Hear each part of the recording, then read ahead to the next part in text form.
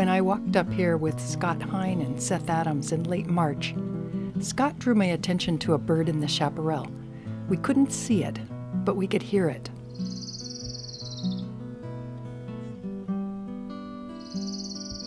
That sound, a trill that tails off at the end, told Scott all he needed to know to identify it as an orange-crowned warbler, a bird that winters south of the border and comes back here to nest in the spring. They migrate back up to the Bay Area, and that's a male singing, setting up his territory, hoping to attract a female.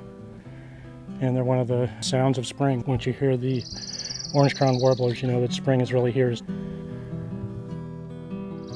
The trail up from the Manhattan Bridge takes us deep into the park's shrubland habitat, or chaparral, which is dominated by a plant called chamise.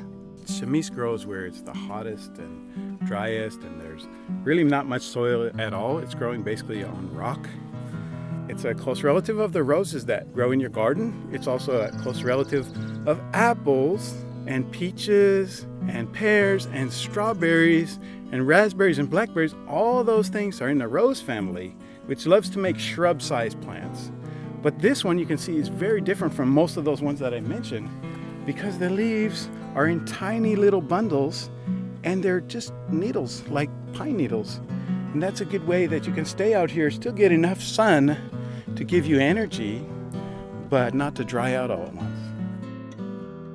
One of the most colorful chaparral plants is the manzanita, with its smooth red bark and urn-shaped flowers.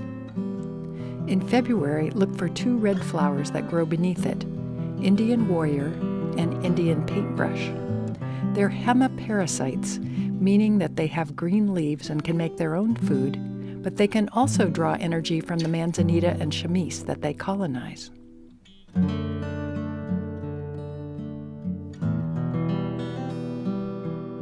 In late winter and spring, look for bush poppies. They're hard to find until February, when they burst out with bright yellow flowers that can last until May. What all of these have in common is they're adapted to dry conditions, and what you find is that they either have very small leaves like the chamise, or they have leathery leaves that have oil to help prevent water loss, and a lot of them are very fragrant from the oils present in the leaves.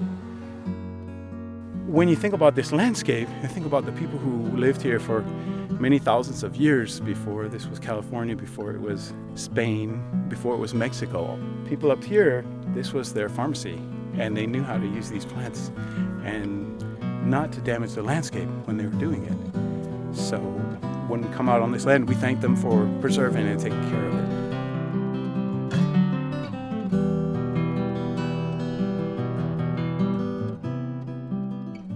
Now head upward for less than half a mile on the Chaparral Loop Trail. In 10 or 15 minutes, you'll reach a big transmission tower on the ridge. From there, the trail goes downward to the junction of the Chaparral and Ridge Trails. That's stop 12.